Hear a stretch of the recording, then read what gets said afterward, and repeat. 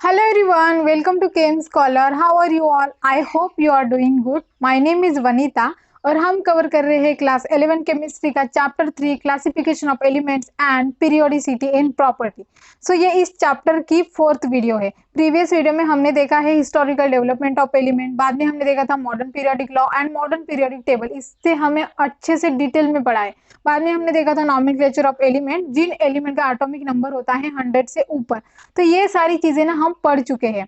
अब आज की क्लास में हम क्या पढ़ने वाले हैं? आज की क्लास में हम पढ़ने वाले हैं इलेक्ट्रॉनिक कॉन्फ़िगरेशन इन पीरियड, क्योंकि आप इलेक्ट्रॉनिक कॉन्फ़िगरेशन भी पढ़ चुके हो। तो आज की क्लास में हम पढ़ने वाले हैं electronic configuration in period. Period में इलेक्ट्रॉनिक कॉन्फ़िगरेशन किस तरह से किया जाता है। तो मैं बहुत ही बेसिक से पढ़ा रही हूँ, क्योंकि आपको एग्जाम में कोई प्रॉब्लम ना हो और आपके जितने भी कॉन्सेप्ट हो, जितने भी डाउट हो, वो हो बिल्कुल क्लियर।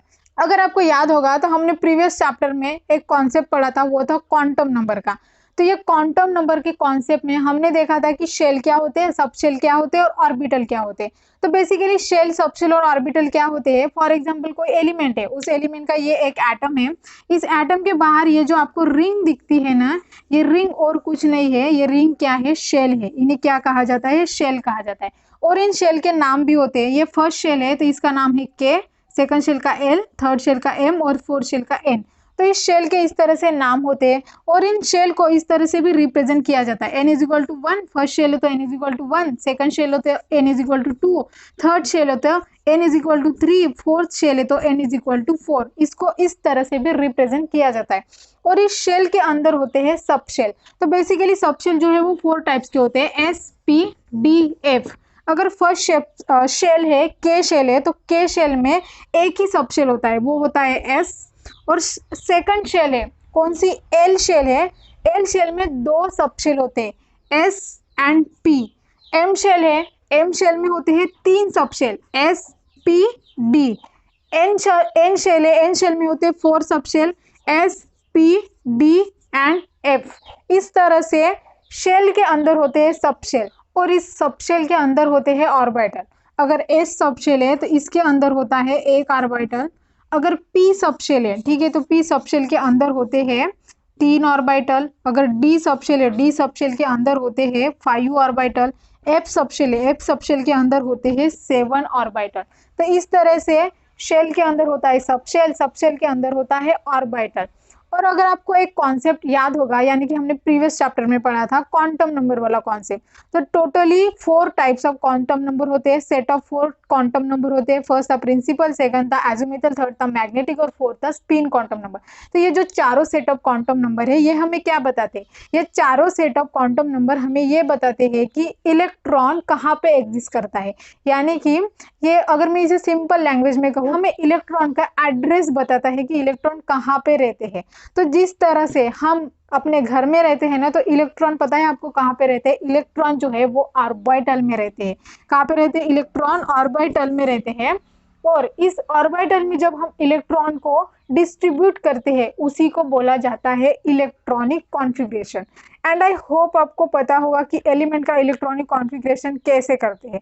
तो आपने जो इलेक्ट्रॉनिक कॉन्फ़िगरेशन पढ़ा था ना प्रीवियस चैप्टर में, ये इलेक्ट्रॉनिक कॉन्फ़िगरेशन इस long form of modern periodic table में बहुत ही इंपॉर्टेंट रोल प्ले करता है। तो ये पीरियोडिक टेबल में ये इलेक्ट्रॉनिक कॉन्फ़िगरेशन जो आपने पढ़ा था, ये कैसे इंपॉर्टेंट रोल प्ले करता है, ये हम देखेंगे आज की क्लास में। यानी कि हम देखने वाले हैं electronic configuration in period. I hope आपको पता होगा कि कॉलम क्या होते हैं और पीरियड क्या होते हैं। तो पीरियोडिक टेबल में टोटल 7 पीरियड होते हैं। जो हॉरिजॉन्टल रो होती है ना, उन्हें पीरियड कहा जाता है और टोटल 7 पीरियड होते हैं। और जो वर्टिकल कॉलम होते हैं ना, उसे ग्रुप कहा जाता है और टोटल 18 ग्रुप होते हैं। तो हमारे इस मॉडर्न पीरियोडिक टेबल में जो पीरियड्स है वो इंडिकेट करते हैं वैल्यू ऑफ एन।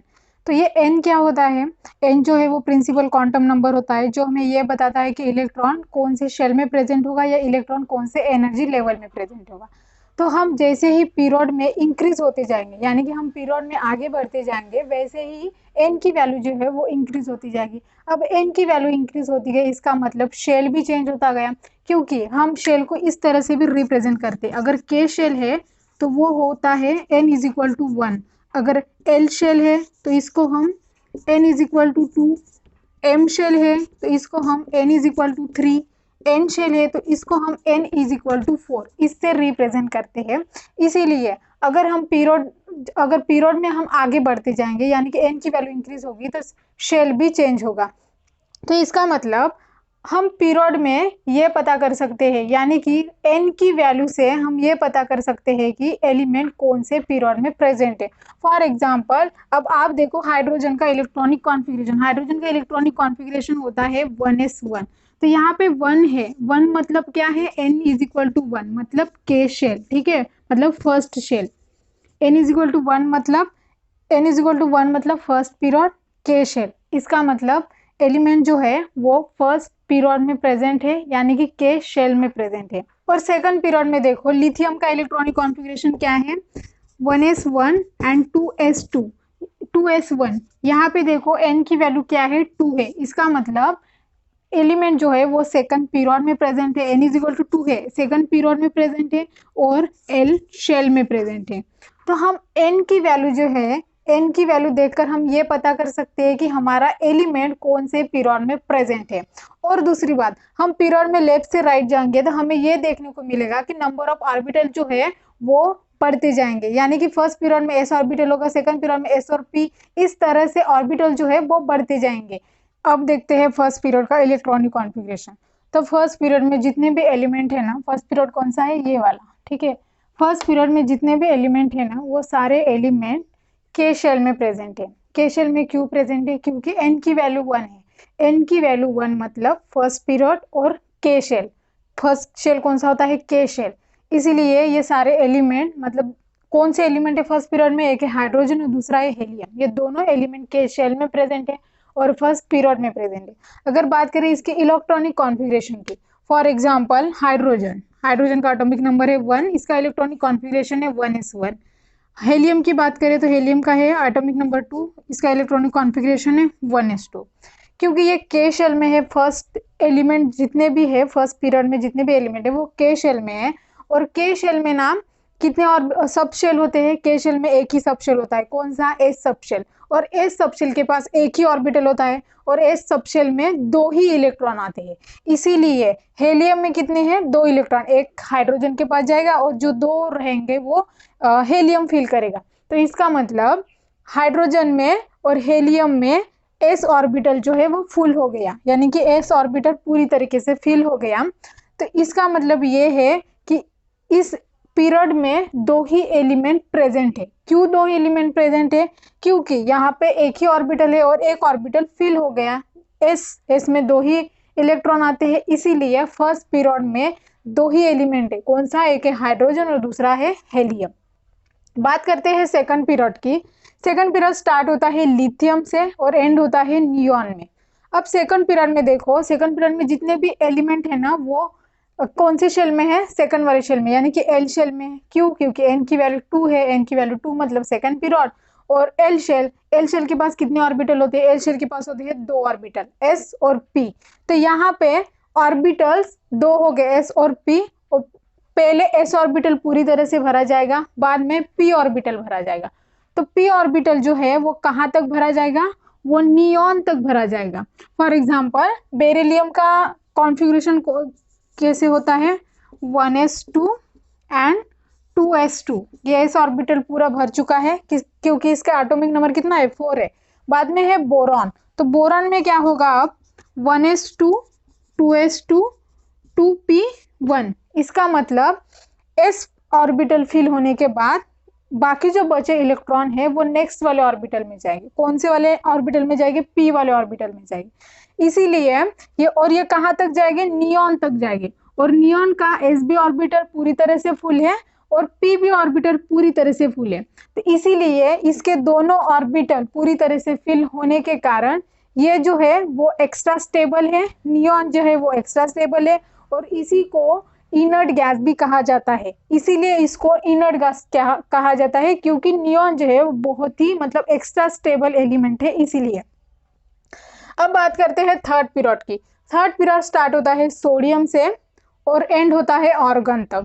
अब देखो, हाँ एक बात रह गई थी, सेकंड पीरियड में कितने एलिमेंट है, 8 एलिमेंट है। अब सेकंड पीरियड में 8 एलिमेंट ही क्यों है, क्योंकि सेकंड पीरियड में ना 2 ऑर्बिटल होते हैं, कौन सा, एस और पी। अभी बताया मैंने एस और पी ऑर्बिटल। तो एस के कितने, एस में कितने इलेक्ट्रॉन आ सकते हैं, 2 इलेक्ट्रॉन आ सकते हैं। पी में कितने आ सकते हैं, पी में 6 इलेक्ट्रॉन आ सकते हैं। 2 और वो 6 कितने हो गए, 8। यानी कि इसीलिए सेकंड पीरियड में कितने एलिमेंट प्रेजेंट होते हैं, 8 एलिमेंट प्रेजेंट होते हैं।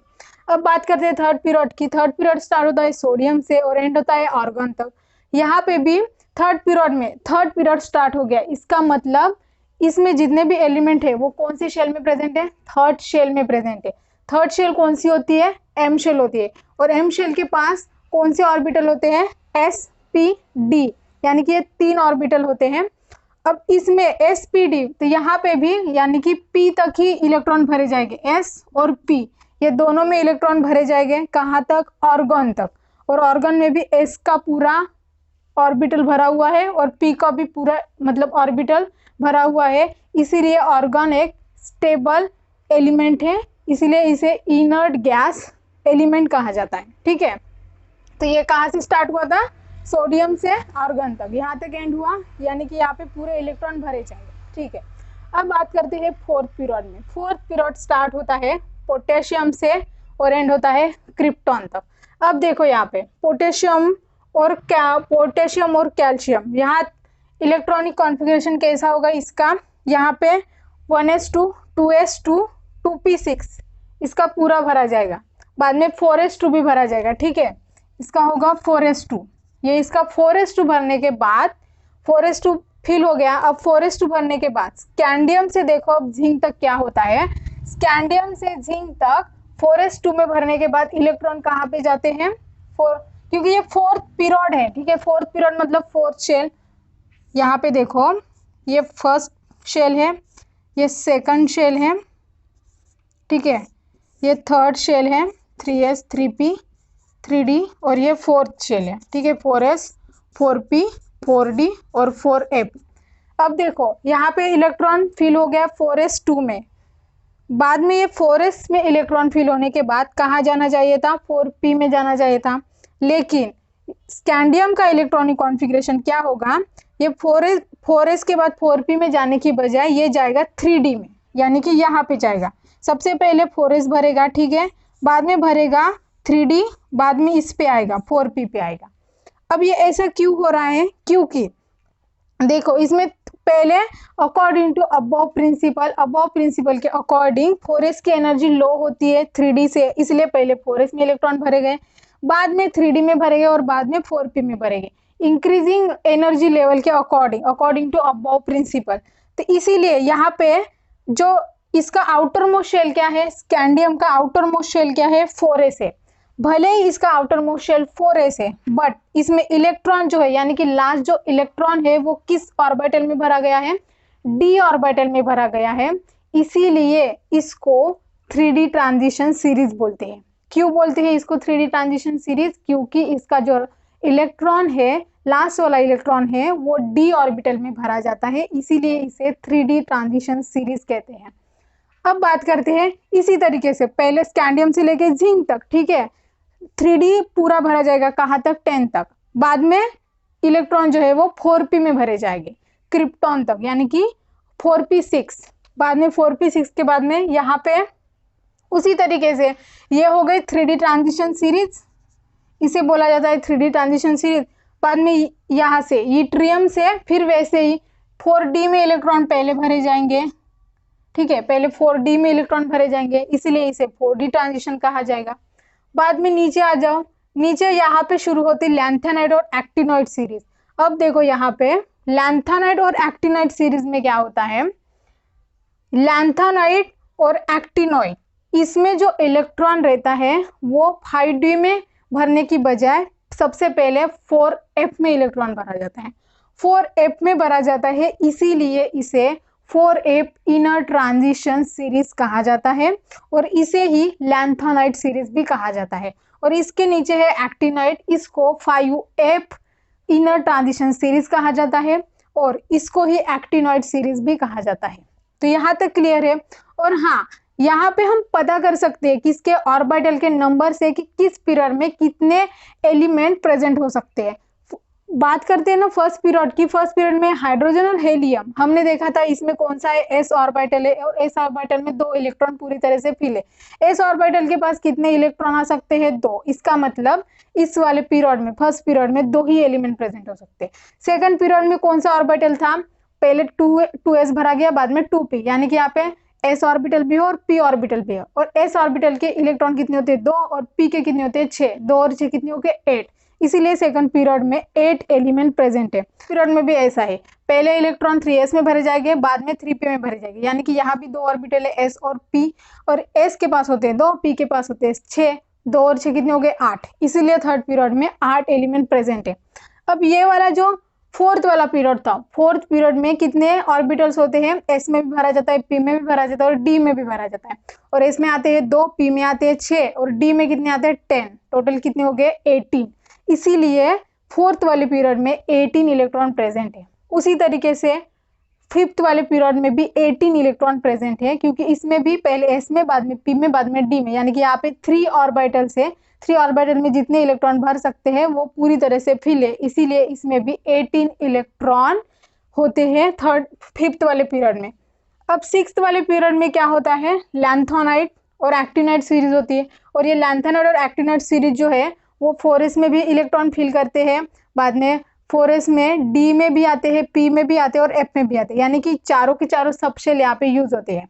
और अगर हम इसके एस सबशेल का अगर ऑर्बिटल की बात करें तो इसमें होते हैं 2 इलेक्ट्रॉन आ सकते हैं इसके ऑर्बिटल में, पी में आ सकते हैं 6 इलेक्ट्रॉन, और डी में आ सकते हैं 10 इलेक्ट्रॉन, और एफ में आ सकते हैं 14 इलेक्ट्रॉन। तो इसका मतलब अगर हम इसकी टोटल करेंगे तो इसकी टोटल होंगी 32 एलिमेंट। तो यहाँ पे एक्टिनाइट और लैंथोनाइट सीरीज में 32 एलिमेंट आ सकते हैं। तो ये जो मैंने स्टार लगाया है यहाँ पे, ये स्टार मैंने क्यों लगाया है, क्योंकि ये लैंथोनाइट और एक्टिनाइट सीरीज जो है वो यहाँ से यहाँ पे 32 एलिमेंट नहीं आ सकते, इसीलिए इनके जो बाकी एलिमेंट है इनका एक अलग ही ब्लॉक बनाया जाता है। फॉर एग्जाम्पल लैंथोनाइट शुरू होता है 57 से, बाद में 58 से यहाँ से शुरू होता है, और ये एक्टिनाइट शुरू होता है 89 से, बाद में 90 से यहाँ तक शुरू होता है, यहाँ से शुरू होता है। लैंथोनाइट 57 से लेके 58 तक वहाँ तक जाता है, बाद में 71 तक वहाँ पे, बाद में 72 थे यहाँ से। और एक्टिनाइट 89 से 90 और वहाँ पे होता है 103, और यहाँ पे 104 से स्टार्ट होता है। तो ये होती है एक्टिनाइट और लैंथोनाइट और एक्टिनाइट सीरीज, और इन्हें 4f इनर ट्रांजिशन और 5f इनर ट्रांजिशन कहा जाता है। और हाँ, हम सबशेल की हेल्प से, यानी कि जितने भी नंबर ऑफ ऑर्बिटल्स होते हैं, एस में जितने भी ऑर्बिटल होते हैं, पी में और डी में और एफ में, इसमें जितने भी ऑर्बिटल होते हैं, ये ऑर्बिटल यानी कि ये ऑर्बिटल देख के हम पीरियड में इलेक्ट्रॉनिक कॉन्फ़िगरेशन में हम ये पता कर सकते हैं कि एक पीरियड में कितने एलिमेंट प्रेजेंट हो सकते हैं।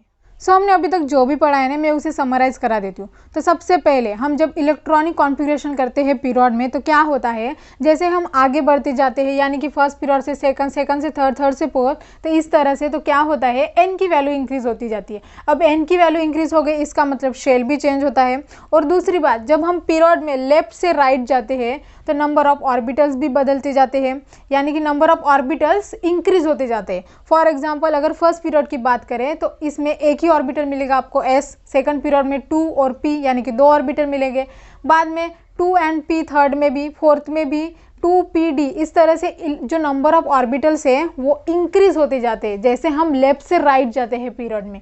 और बाद में थर्ड वाली क्या इंपॉर्टेंट पॉइंट था, ये इंपॉर्टेंट पॉइंट था कि जो स्कैंडियम से लेके जिंक तक, इनको हम 3D ट्रांजिशन सीरीज बोलते हैं। इनको हम 3D ट्रांजिशन सीरीज क्यों बोलते हैं, क्योंकि इसका जो लास्ट इलेक्ट्रॉन है वो d ऑर्बिटल में भरा जाता है, इसीलिए इसे 3D ट्रांजिशन सीरीज कहा जाता है। बाद में था 4f inner transition series. 4f inner transition series क्यों कहा जाता है, क्योंकि जो लास्ट इलेक्ट्रॉन है वो f ऑर्बिटल में फिल होता है, बाद में वो 5d में जाता है, इसीलिए इसे 5f इनर ट्रांजिशन सीरीज कहा जाता है। और हमने एक बहुत ही इंपॉर्टेंट बात देखी थी, वो ये थी कि हम नंबर ऑफ ऑर्बिटल से पता कर सकते हैं कि एक पीरियड में कितने एलिमेंट प्रेजेंट हो सकते हैं। फॉर एग्जांपल अब देखो, फर्स्ट पीरियड में एक ही ऑर्बिटल है s, और s ऑर्बिटल में 2 ही इलेक्ट्रॉन आ सकते हैं, तो इसीलिए फर्स्ट पीरियड में 2 एलिमेंट प्रेजेंट होते हैं। सेकंड पीरियड की बात करते हैं तो सेकंड पीरियड में 2 ऑर्बिटल होते हैं s और p, और s में आते हैं 2 इलेक्ट्रॉन, p में आते हैं 6 इलेक्ट्रॉन। 2 और 6 कितने हो गए, 8। तो इसी तरीके से हम ये पता कर सकते हैं कि नंबर ऑफ ऑर्बिटल को देख के, यानी कि हम ऑर्बिटल को देख के ये पता कर सकते हैं कि एक पीरियड में कितने एलिमेंट प्रेजेंट हो सकते हैं। आई होप ये कॉन्सेप्ट आपको समझ में आ गया होगा कि पीरियड में इलेक्ट्रॉनिक कॉन्फ़िगरेशन किस तरह से होता है, इलेक्ट्रॉनिक कॉन्फ़िगरेशन किस तरह से किया जाता है। अगर ये वीडियो आपको थोड़ी सी भी अच्छी लगी हो, यानी कि ये वीडियो आपको थोड़ी सी भी हेल्पफुल रही हो, तो चैनल को करिए सब्सक्राइब एंड वीडियो को कर दीजिए लाइक एंड शेयर।